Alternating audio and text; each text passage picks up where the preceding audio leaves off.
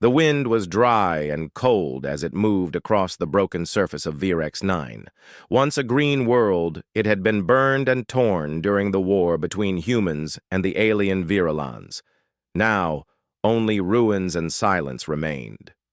Commander Jace Renar stepped out of the dropship with his recon team. His boots crunched on shattered stone and metal. Smoke still rose in some places, though the battle had ended weeks ago. Jace looked around. He didn't see any bodies, just old helmets, burned flags, and broken weapons. The place felt wrong, too quiet, too clean. It was as if someone had tried to cover up what had happened here. "Keep your eyes open," he said to the team. "We're looking for signs of the missing squad."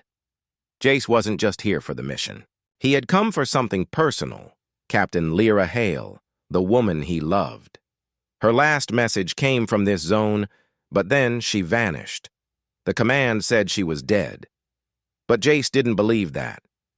Not yet. The team moved slowly through the ruins.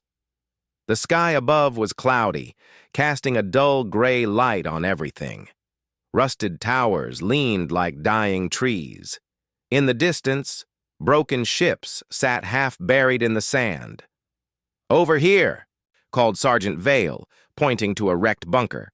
Inside, they found human tech, bent panels, smashed helmets, blood-stained maps, but no bodies, and strangely, some of the human gear looked freshly cleaned, wiped down. "Someone's been here," Vale said, narrowing his eyes. Jace nodded. "Recently." Suddenly, the sound of movement echoed from the corridor ahead. The team raised their rifles. Footsteps, heavy, measured. Then a figure appeared, tall, armored, moving with calm confidence, a Virellan warrior. Her armor was different from the rest, sleek, silver blue, and marked with strange symbols. The team aimed their guns. The alien raised a weapon, then paused. That's when Jace saw it, the chest plate, scratched and dented, but unmistakable. It had a human design. On the left side was a small painted symbol, a red bird with open wings. It was Lyra's personal mark. Jace's heart froze. "That armor," he whispered. The alien warrior slowly removed her helmet. She had violet-gray skin, sharp features, and pale silver eyes. She stared at Jace with a strange, knowing look. Then she said in perfect English, "Jace Renar." His blood ran cold. The alien knew his name. The team looked shocked. Weapons stayed raised, but no one fired. "How do you know my name?" Jace asked, stepping forward. The alien lowered her weapon. "Because she spoke of you. The one who waited, the one she loved." Jace stared. "Where did you get that armor?" The alien looked down at it for a moment. "She gave it to me." "That's a lie," said Vale, stepping forward. "That armor belongs to a human soldier. You must have—" "No," the alien said calmly. "I did not harm her. She saved me. She gave me this." Jace's heart pounded. "You're telling me she's alive?" The alien's face softened. "She was. When I last saw her." Jace wanted to believe her, but part of him screamed not to trust an enemy. "She told me," the alien continued, "that if you ever came, I must bring you to the place where she made her choice." "Her choice?" Jace asked. "What choice?" "She chose not to go back," the alien said quietly. "She saw what others could not. She believed in something better." The team shifted nervously. This was not what they expected. No firefight. No enemy base. Just an alien warrior wearing the gear of a lost human. Speaking about peace? Jace looked into her eyes. There was no hatred there. Only a quiet sadness. "What's your name?" he asked. The alien straightened. "Kaelra, daughter of the shield bearer." Jace lowered his rifle. "I want to see where you last saw her." Kaelra nodded. "Then follow me. But the path is dangerous. You must come by your own will. Sergeant." Vale pulled Jace aside. "Sir, this could be a trap." "I know. Jace replied. But I saw Lyra's mark, and she said my name. We should report back first. We will, after we follow her. Vale didn't like it, but he nodded. The rest of the team followed Jace as Kelra led them out of the ruined base and into the misty landscape beyond. The sky darkened. Strange shapes moved in the distance, silent watchers from the shadows. The team kept their weapons ready, but Kelra walked without fear. Jace's thoughts were spinning. Could Lyra still be alive? Had she really helped an alien? Why didn't she come back? He looked at Kelra's back, the armor shining dimly in the fog. It had once belonged to someone he loved. Now it moved with someone else, someone from the other side of the war. But maybe, just maybe, the truth was more complicated than anyone had known, and Jace was ready to find it. The fog thickened as Kelra led the human recon team across the silent plains of Vierex 9.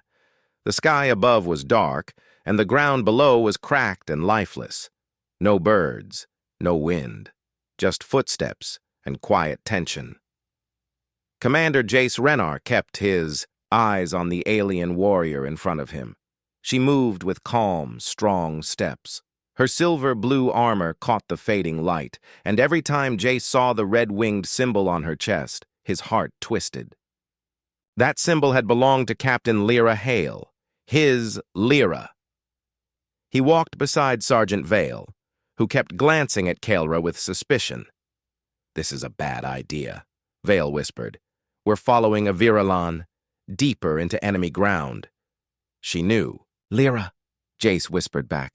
"She might be the only one who knows what really happened." Vale sighed, but didn't argue further. Soon Kelra stopped near a cluster of jagged rocks shaped like broken claws. She turned around and looked at Jace. "We rest here," she said. "After this, we enter the Red Corridor. It is not safe to travel at night." The team quickly scanned the area, set up a small perimeter, and sat down near the rocks. No fires, just quiet conversation and tired eyes. Jace sat across from Kelra. "You said she saved you," he said quietly. "How?" Kelra looked at him with steady eyes. "I was injured during a battle near the old towers. My unit left me. They thought I was dead." Jace frowned. "That doesn't sound like your people." Kelra nodded. "Our leaders believe in strength. If you fall, you are forgotten." She touched the edge of her armor. I was bleeding, fading. Then I heard footsteps. Human boots. She came to finish me. Jace leaned in. "Lyra?" Kelra gave a soft nod. She aimed her weapon. I waited for death, but she saw something and stopped. What did she see? She said she was tired of death. She gave me water, treated my wounds, spoke gently. She asked my name, not as an enemy, but as a person. Jace stared at the ground. That sounded like Lyra, always brave, always full of heart. "She hid me," Kelra continued. "She helped me walk. For days we stayed quiet, far from both our sides. We talked. We learned. And then she gave me this." Kelra touched the armor with care. She said I would need it, that if she didn't return, someone would come looking, someone who loved her. Jace felt a lump in his throat. Why didn't she come back? Kelra looked up at the stars. She said the war had become a lie, that neither side cared about peace anymore. She wanted to stop the cycle, so she joined others, humans and Virilans, who believed in a different way. Jace sat in silence. "I don't believe it," Vale said from the side. "She wouldn't leave us." "She didn't leave you," Kelra said. "She gave everything to protect a future where others wouldn't have to fight like we did." The team was quiet. Even the wind seemed to hold its breath. Jace finally spoke. "You said there are others? Humans working with you?" Kelra nodded. "Yes. They hide in a place beyond the Red Corridor, a place where the war never reached. Lyra said if you came, I must take you there. And if I hadn't come, She believed you would. Jace looked at his team. We're going. Vale frowned. You sure? Yes, Jace said. I need to know the truth. At dawn, they moved again. The red corridor lived up to its name. The rocks glowed faint red from the strange minerals in the ground. Sharp cliffs on both sides rose like walls, and the path twisted like a snake. They walked. Strange sounds echoed. Whispers, low growls, clicking noises. No animals. No signs of life. Just sounds. What is that? Asked one of the soldiers. Kaelra answered calmly. The corridor remembers the voices of the dead. It repeats their last thoughts. Jace felt cold. He heard something too, a soft voice calling his name. It sounded like Lyra. He shook it off and kept walking. Halfway through the path, the group came to a stop. A watcher beast, tall and thin with glowing red eyes, stood ahead. Its long arms dragged on the ground. It wasn't moving, just watching. Kaelra raised a hand. Do not shoot. It senses fear. The soldiers tensed. The beast let out a low sound, a hum that shook the rocks, but it stepped aside and vanished into the mist. Jace let out a breath. What was that? Something old, Kaelra replied. Even we don't understand it. By nightfall, they reached a hidden slope covered in vines and strange glowing moss. Kaelra moved a stone, revealing a narrow tunnel. This is the way, she said. But beyond this point, you must go alone, Commander. Jace blinked. Why? She told. Me only you must enter. No one else. She said you would understand. Vale stepped forward. I'm not letting the commander go alone into a Virellan tunnel. Kaelra looked firm. If others follow, the path will close. It's built that way. Jace looked at the tunnel. It was dark, silent, unknown. He turned to his team. Stay here. If I don't come out in 2 hours, contact command. Vale grabbed his shoulder. Jace! But Jace just nodded once and stepped into the tunnel. As the stone door closed behind him, Jace was alone. The air inside was cool. The walls were smooth and covered in carvings, some human, some alien. Words in both languages. Peace, trust, unity. At the end of the tunnel, a dim blue light glowed. In the center of the chamber, a small device sat on a stone table, a message recorder. Jace stepped closer, heart racing. He pressed the button, and then her voice, Lyra. Inside the tunnel, the chamber was silent, except for the soft hum of the old message device. Commander Jace Renar stared at it. His hands trembled. The light on the recorder blinked gently, waiting. He reached forward, took a deep breath, and pressed play. The screen came to life. A familiar face appeared, dust on her cheek, hair tied back, tired eyes still full of strength. It was Lyra. Jace. Her voice was soft, full of emotion. If you're hearing this, then Kaelra kept her word, and you came. You always said you'd follow me through anything. Jace didn't speak. He didn't blink. He just listened. I survived that day, Lyra continued. Barely. I was alone, bleeding, lost in enemy ground. I thought it was the end. Until Kaelra found me. Or maybe I found her. It doesn't matter now. The image shifted slightly as she moved the camera closer. She was supposed to be my enemy, but she helped me, treated my wounds, carried me when I couldn't walk. She saved me, just like I saved her. Jace's heart hurt. He had imagined 100 different ways Lyra might have died, but not this, not friendship with a Virellan. We hid together, spoke about the war, the lies, the orders we followed without thinking, and I realized something, Jace.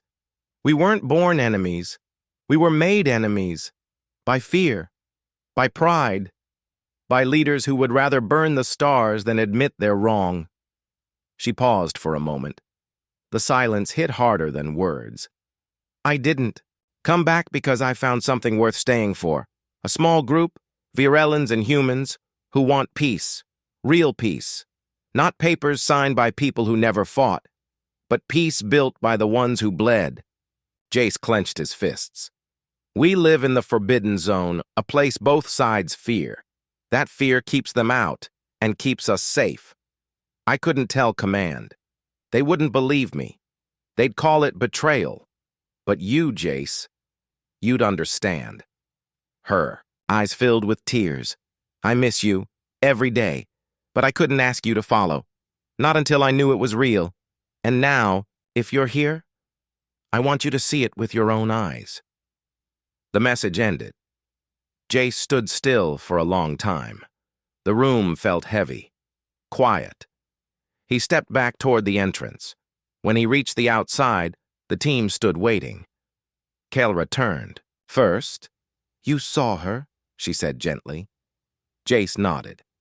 Yes. He looked around at his team.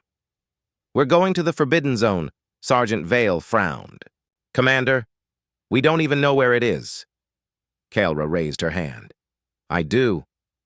They walked for hours. The path twisted through rocky ground and steep cliffs. Strange shapes watched them from the hills. Machines long dead sat like broken beasts in the dust. Finally, they reached the edge of a wide canyon filled with thick, rolling fog. At the center stood a tall structure, half alien, half human design. Metal and stone woven together. Kaelra pointed. That is the gate. They crossed a narrow bridge. Every step echoed. When they reached the gate, it opened slowly. No one was on the other side. But as they entered, they were greeted by something unexpected. Human voices. Dozens of people, some in old Earth uniforms, others in plain clothes, stood beside Virellans. They weren't fighting. They were working together. Building homes, tending plants, repairing machines. Jace stepped forward. His team followed, weapons lowered but ready. A man in a patched uniform walked up to him. You must be Commander Renar. Yes, Jace said. Who are you? I'm Dr. Elan North, former medic, Earth Fleet. I joined this place a year ago. Lyra saved me too. Where is she now? She's deeper in the valley helping train new arrivals, but she'll be back soon. She'll want to see you. Jace looked around. There were children here, families. A Virellan elder teaching a human boy how to use a solar tool. A human helping a Virellan farmer fix a water pipe. It didn't make sense, and yet it made perfect sense. Why hasn't the world heard of this place? Vale asked. Because they'd destroy it, Kaelra said. Both sides are not ready for peace, not real peace. Jace nodded slowly. You've built something important. Dr. Elan smiled. We try, but it's hard. Supplies are low, defenses are weak, and we're always at risk of being found. Suddenly, a distant alarm buzzed. Red lights flashed from one of the towers. Kaelra's eyes narrowed. Someone is coming. Dr. Elan tapped his communicator. Unknown ship. Human. High altitude. Not ours. Jace turned to his team. That could be a scouting unit. If Command tracked our signal, they may have followed. Kaelra looked at him. Then we must hide the civilians. If they're discovered, it's over. Jace made a choice. Prepare defenses, but no one fires unless we're attacked. We protect these people. All of them. Vale stared at him. You sure about this? Commander? Jace looked out at the valley. Yes, Lyra was right. This is worth fighting for. The valley prepared for trouble. People moved quickly, hiding children, locking gates, checking energy shields around the camp. Human and Virellan worked side by side, with fear in their eyes, but unity in their actions.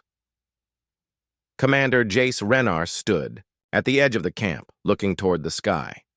A single black dot moved above the clouds. It was a human scout ship. If it sent a message to the fleet, this peaceful place could be destroyed. Jace felt a deep weight in his chest. He had come, here to find Lyra Hale, his lost lover. But now, he stood in the middle of a place that shouldn't exist, a place that proved enemies could become family. "Commander," Kaelra said softly, standing beside him. "I see movement near the eastern hills. Someone is coming. Alone." Jace grabbed his binoculars and looked.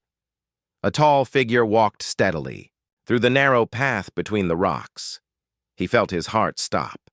It was her, Lyra. She wore light Virelin armor mixed with pieces of her old human gear. Her face was older, her skin tanned by the twin suns of this planet. Her hair was shorter now, and her shoulders carried the weight of many battles, but her eyes, they were still the same. She walked straight toward Jace. No fear. No hesitation. When she stopped in front of him, the world went silent. "Hello, Jace," she said. He stared at her. "You're alive." "I am," she replied, her voice soft. "I hoped you would find me." He couldn't speak for a moment. Too many feelings hit him at once: relief, anger, confusion, love. "Why didn't you come back?" he finally asked. She took a slow breath. "Because the person I was couldn't go back. I saw too much. I learned too much." She looked around at the valley. Both sides only saw victory, but I saw people, Virelins and humans, bleeding the same, crying the same, dying the same. I found others who felt the same way. We built this place, together. You could have told me. I wanted to, but I didn't know if you'd understand. Jace looked into her eyes. I didn't. Not at first. But I do now. A silence fell between them. Lyra stepped closer. I never stopped thinking about you. Not for a single day. Jace reached out and gently touched her shoulder. You've changed. I had to, she said. This world needed someone to protect it, and I became that person. Behind them, the alarm buzzed again. Kaelra came forward. The scout ship is moving lower. We may not have much time. Lyra turned to Jace. We need your help. If the ship sends a signal, the military will come, and they won't ask questions. Jace nodded. Let's disable its comms before it sends anything. Jace led a small team, Lyra, Kaelra, Vale, and 2 others, through the rocky trail up to the cliffs. The ship had landed near the edge, its legs planted firmly in the soil. It was a small recon scout, but its communication system was powerful. No. Weapons fired, Jace ordered. We sneak in, cut the comms, and wipe the logs. As they neared the ship, 2 soldiers stepped out, human troops, unaware of the peaceful valley nearby. Lyra gave a signal, and Kaelra quietly moved behind the rocks. One guard walked toward the bushes. Suddenly, Kaelra grabbed him and pulled him down gently, covering his mouth. He didn't even have time to shout. The second guard turned, but before he could react, Vale stepped behind him and raised his weapon. Easy, Vale said. We're not here to kill you. The guard froze. Jace and Lyra entered the ship. Inside, red lights blinked on the console. Transmission in progress, Lyra said. We have less than 1 minute. Jace opened the control panel and pulled. The emergency override. Sparks flew, and the screen blinked off. Lyra exhaled. We did it. But suddenly, a noise came from the hallway. Another soldier, pilot of the ship, had heard them. He raised his weapon. Stop! Step back! Jace raised his hands. We're not enemies. Just listen. I know who you are, the soldier said. You're Captain Hale. You're supposed to be dead. You're a traitor. Lyra didn't move. I'm not your enemy. Look around. We're not hiding weapons. We're building peace. The soldier looked nervous. You don't get to decide peace. Jace stepped forward. She didn't decide. She earned it. Kaelra stepped in behind them. The soldier blinked in shock at the sight of her. You're working with them? We live with them, Jace said, because they're not monsters. They're people. The soldier slowly lowered his weapon, confused. Shaken, Jace spoke calmly. You can take the ship and leave, or you can stay and see what this place really is. Your choice. After a long pause, the soldier finally dropped the gun. I need to see it. Hours later, the team returned to the valley with the scout ship grounded and silenced. The camp relaxed again. Jace stood with Lyra. On a high ridge looking over the valley, the lights below flickered like stars. Children laughed in the distance. Humans and Virellans sat around a fire, sharing food and stories. It's not perfect, Lyra said, but it's real. Jace nodded. You became something greater than a soldier, she smiled. And you still came for me. I always would. They stood together side by side as the stars moved above. In the darkness, hope had been born. End of Part 4. The next morning brought no peace. The scout ship may have been silenced, but something else was in the air. Tension, heavy and sharp. The skies above Vierex 9 turned darker. A faint hum buzzed from beyond the hills. Commander Jace Renar stood on the lookout tower with Lyra Hale and Kael'ra. Through binoculars, Jace saw flashing lights on the horizon. Dropships, he said quietly. They're coming. Lyra nodded. Command must have noticed the missing scout. They're sending troops to investigate. Kael'ra's face was calm, but her eyes held worry. If they see the valley, they will assume it's a base. They will attack without warning. Jace lowered the binoculars. We need to prepare, and not just for defense. We need to show them the truth before it's too late. Back at the camp, Jace gathered everyone. Virellans stood beside humans, engineers next to farmers, children holding on to parents. Fear filled the air, but so did courage. Jace looked at them, all. You've built something here that shouldn't be possible, he said. You've proven that war isn't the only path, but now, we're out of time. The armies coming here won't ask questions. They'll see enemies, not people. We can't let that happen. Dr. Elon North stepped forward. What do we do? Lyra took over. We make them see. We don't fight with weapons. We fight with truth. A plan was made. Hours later, large human transports entered the skies. The ground shook as ships landed just beyond the valley. Human soldiers marched in, scanning the area. Their commanders ordered drones to sweep the terrain. Jace, Lyra, Kael'ra, and a small group stepped out onto the flat ridge, unarmed, holding a white flag made from old cloth. From the lead transport, Admiral Kern, Jace's former superior, stepped down. He looked at Jace with confusion and anger. Commander Renar, you disappeared, disobeyed orders, and now I find you standing beside Virellans? Jace stayed calm. You found something more important than orders. The Admiral frowned. You're standing with the enemy. Kael'ra stepped forward. We are not your enemy.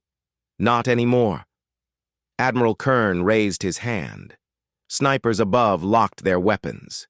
This is your last chance, Commander. Stand down, return to base, or be treated as a traitor. Jace shook his head. Sir, with all due respect, come see the valley. Just 5 minutes. That's all I ask. The Admiral didn't move. Soldiers tensed. Then, a voice spoke behind them. It was the young scout pilot they had spared. He stepped through the crowd, helmet in hand. Sir, I've seen it. What they built. It's real. They're not planning war. They're living. Together. The soldiers whispered to one another. Doubt began to spread. Admiral Kern stared at the boy, then at Jace. Finally, he gave a nod. 5 minutes. One squad with me. They walked through the valley. Children played with sticks, laughing in 2 languages. A human girl shared bread with a Virellan boy. A mechanic, half blind, worked beside a Virellan builder to fix an old water purifier. No one carried weapons. There were no battle lines. Just life. The Admiral's expression softened. His men said nothing. They just watched. At the end of the path, he turned to Jace. This place, how? Because one human and one Viralan decided to stop listening. To hate, Jace said, and others followed. Admiral Kern took a long breath. This changes everything. Kelra stepped forward. It only changes what you allow it to change. Suddenly, a new alarm sounded from the South Ridge. A Virellan battlecruiser had arrived. Unlike Kelra's people, this one belonged to the Old Command, leaders who rejected peace. From the ship, hundreds of armed Virellans poured out.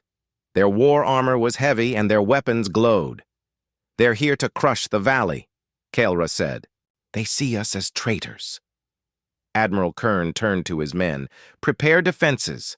Protect the civilians. Jace was shocked. You're helping us? I'm not here to kill the innocent, the Admiral said. I came to learn the truth.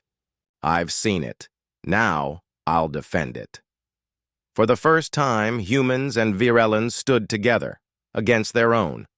The fight that followed was fast and chaotic. Old Virellan soldiers charged from the hills shouting battle cries.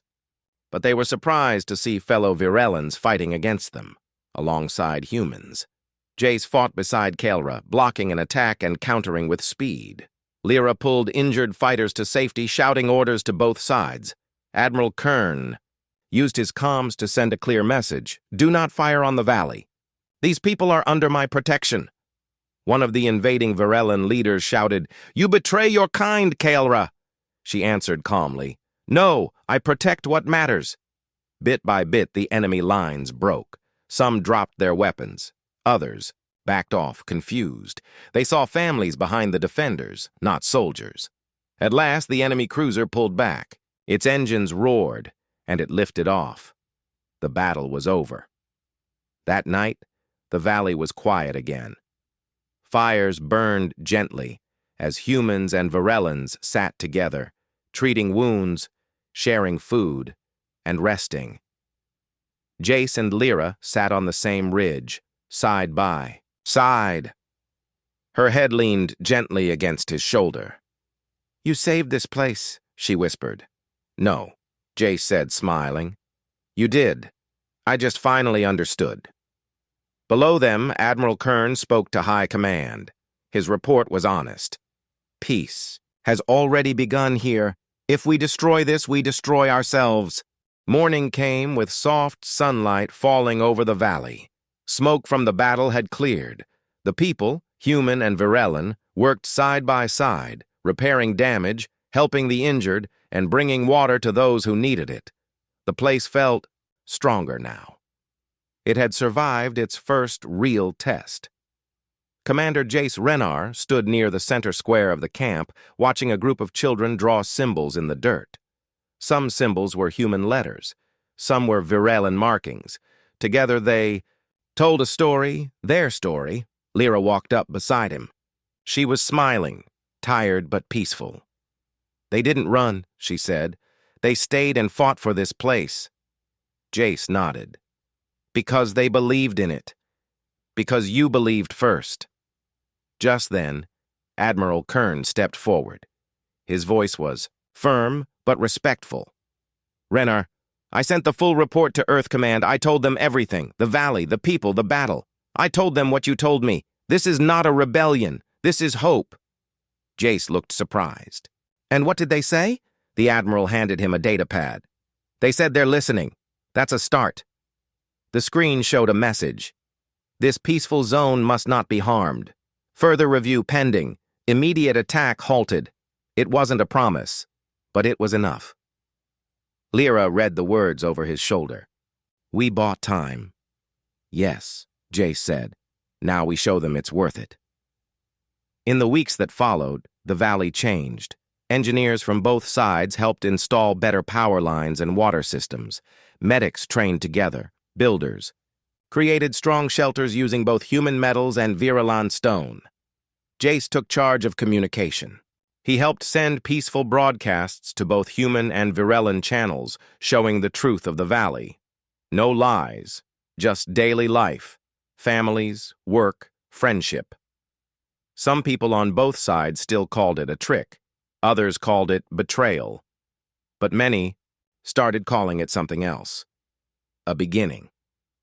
One day, Kaelra stood beside Jace as they watched a small transport land. From it, a group of human visitors stepped out. Not soldiers. Diplomats. Behind them, Virellan elders approached from the Eastern Trail. This was the first time peaceful leaders from both sides had agreed to meet face to face. Lyra joined them. It's time. The meeting was held under the old sun canopy in the center of the valley. No weapons, no shouting. Just calm discussion. The Virellan elder, a wise figure named Centaur, spoke first. This valley was born from kindness, not command. From choice, not fear. A human diplomat responded, "We came here expecting resistance, but we see something rare. We see change." Jace and Lyra told their story. Kaelra shared hers. Others followed, humans who had once fought in the war, now farming beside Virellans, children who knew both languages, doctors who had saved lives on both sides. Words were not perfect, but they were honest. By sunset, a message had been written, short and simple. The Valley of Peace shall be protected. Any who wish to learn from it may visit. No soldier may raise a weapon here without reason. It was signed by both human and Virellan leaders. A new line had been drawn, not one that divided land, but one that protected unity. That evening, the valley held a celebration. Simple music played from handmade instruments. Food was shared in long rows. Even laughter echoed across the hills. Jace sat with Lyra near a small campfire. She held a datapad in her hands. "I'm writing a book," she said. Jace smiled. "About us?" "About all of it," she said. "How we almost lost everything, and how we chose something better." Kaelra joined them, handing Jace a small object wrapped in cloth. He opened it. Inside was Lyra's old chest plate, the one Kaelra had worn when they first met. "She asked me to return it to you," Kaelra said softly. "It belongs where it started." Jace ran his fingers over the red wing symbol. He remembered the first time he saw it, on Earth, when Lyra stood tall beside him during training. That same symbol had led him to this place. He looked at Lyra. "You gave it up for peace." "I'd give more," she said. "But now, maybe I don't have to." Later, that night, Jace stood alone on the edge of the valley. The stars above were clear, countless points of light in the dark sky.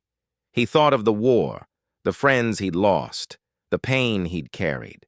Then he thought of Lyra, of Kaelra, of the valley that shouldn't have existed, but now did. Peace was not easy.